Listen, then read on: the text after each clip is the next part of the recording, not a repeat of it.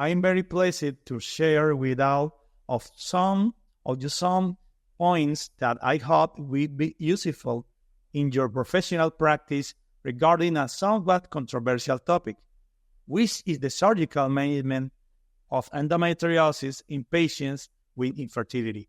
Endometriosis is a benign pathological process characterized by the presence of histological and biological similar tissue to the endometrium outside the uterine cavity, causing a chronic and recurrent inflammatory reaction. The microscopic aspect is never identical to typical endometrial tissue due to deficient vascular perfusion. These tissues have only about 50% of the estrogen receptors compared to normal endometrial tissue. Classical studies report that 25% to 50% of infertile women have a diagnosis of endometriosis. Defining the true prevalence of the disease is changing due to the wide variability in reported range.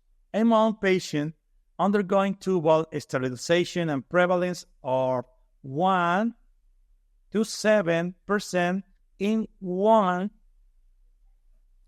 undergoing tubal sterilization. In another group of women undergoing laparoscopy for infertility study, endometriosis was found in 90% to 50%.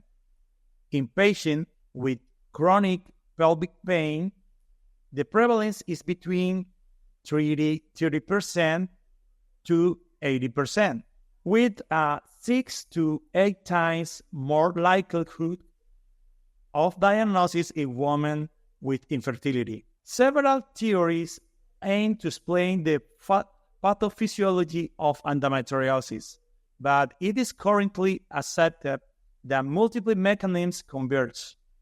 Retargeted menstruation, combined with altered cellular and humoral immunity, contributes to the body's inability to recognize abnormal endometrial tissue. There is also a dilution in a natural killer cells, decreasing cytotoxicity against autologous endometrium. Additionally, there's a increase in leukocytes macrophages and oxidative stress in the peritoneal cavity. The theory of lymphatic and hematogenous dissemination also explains the presence of endometriosis in episiotomy of cesarean section scar. Various mechanisms are linked to infertility in endometriosis, including folliculogenesis, altered folliculogenesis, which can lead to ovulatory dysfunction. This can result in the formation of adhesions, distorting pelvic anatomy, and causing tubal obstruction. Additionally, oxidative stress alters follicular and peritoneal fluid, impaired immune functions and sperm functions, ultimately reducing fertilization and implantation rates. The fertility rate, or the number of live births per 1,000 women, is significantly impaired in patients with endometriosis, dropping from 20% in couples without the disease to 2% to 10% in diagnosis couples. The most important factor for defining treatment includes symptoms which such as severe pelvic pain, difficult to manage medical, the patient age and ovarian reserve are also critical since if the reserve is low, surgery might take a back seat. If the woman has a previous endometriosis surgeries, a new surgery is unlikely to offer benefits. The presence and size of endometriomas are important, and of course, the woman or couple's desire to pursue surgery versus assisted reproductive techniques must be considered. Surgery may be considered in the following scenarios. For example, patients who reject, do not respond, or cannot tolerate medical treatment, acute abdominal pain due to tubal or ovarian torsion, or the presence of idiosalpines. While medical treatment can be effective in many cases, surgical approaches require expert hands and supporting institutions with experience.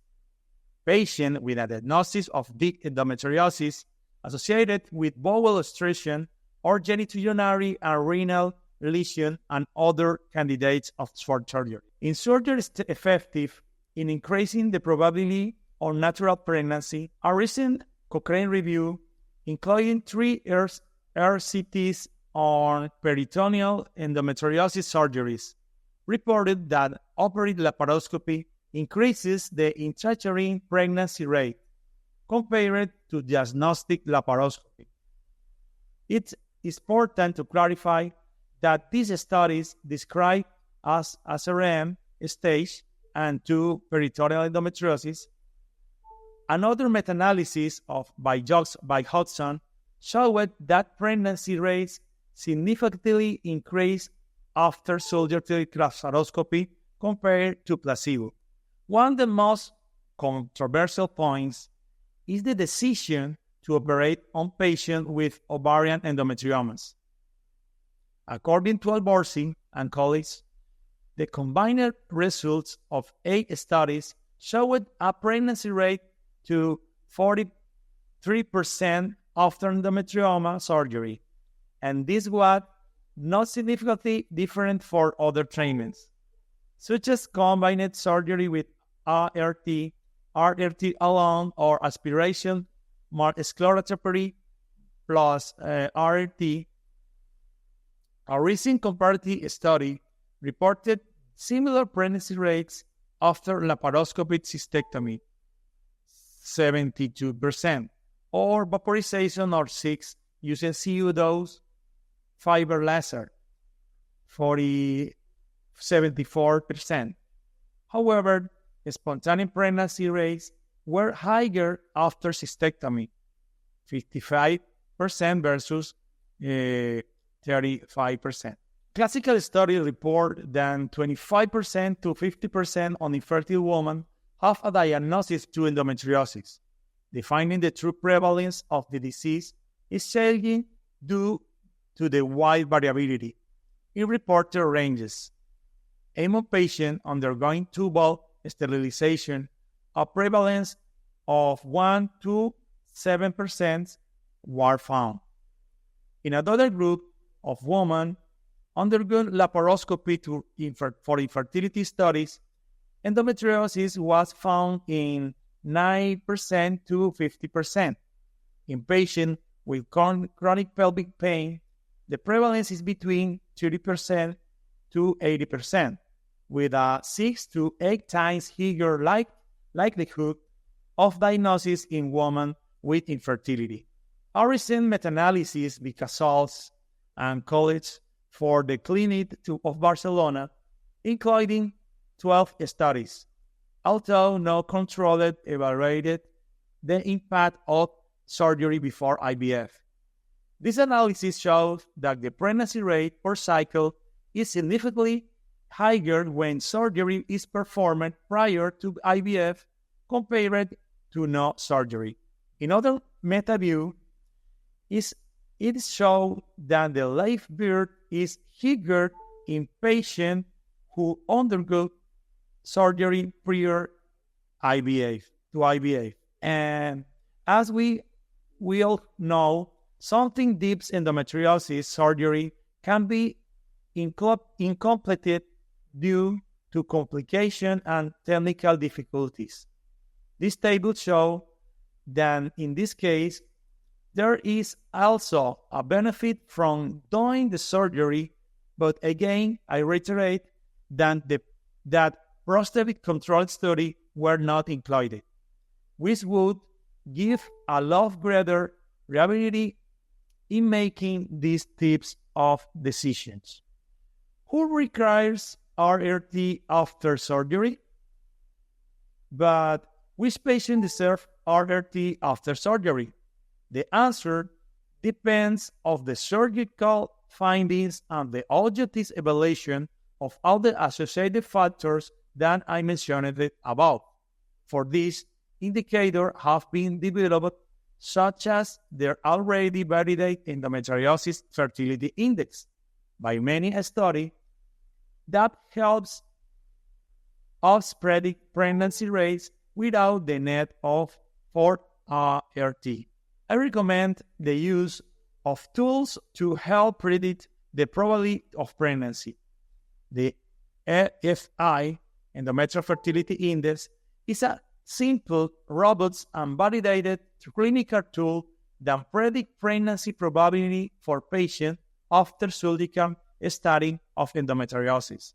A higher endometrial fertility score correlates with a higher likelihood of pregnancy. Intraoperative findings for ASRM classification and significant clinical story factors, such as age, shall all be evaluated. I want to present a treatment algorithm for an article by Rosanko, which I found very helpful as it aligns with current evidence of my daily practice. In this first algorithm, it focuses on patients with a diagnostic impression of minimal male endometriosis. If the patient experiences pain, the first choice is the medical measurement. If there is no improvement, surgical management through laparoscopy should be considered. If the fertility is diagnosed along with pain, patient should be individualized and based on their characteristics. Laparoscopy surgery or assisted reproductive techniques can be the first choice. In case of infertility without pain, assisted reproductive techniques such as artificial insemination will be the first choice. For deep endometriosis, RRT is the first choice when infertility is diagnosed. If after 2 cycles or IVF there is no success, surgery shall be considered. In younger pains with good ovarian reserve, surgery may be a good idea before IVF. But in older patients or those with a low reserve, cryopreservation of eggs or embryos shall be prioritized before surgery. To take home, the decision to offer surgical excision of deep endometriosis lesion before RRT should be primarily guided by the patient's pain symptoms and preference. Routine surgery for ovarian endometriomas before ART is not recommended, as current evidence shows no benefit and may negatively impact ovarian reserve. Operative laparoscopy could be a treatment option for ASRM stage 1-2 endometriosis as it improves pregnancy rates. There is no convincing evidence that operative laparoscopy for deep endometriosis improves fertility, but it may represent a treatment option in symptomatic patients. Each case should be evaluated individually. The most important takeaway: multidisciplinary evaluation in specialized centers and surgery should be performed by trained professionals. Endometriosis surgery should be a one-time or the last surgery in the patient's life. Thank you very much.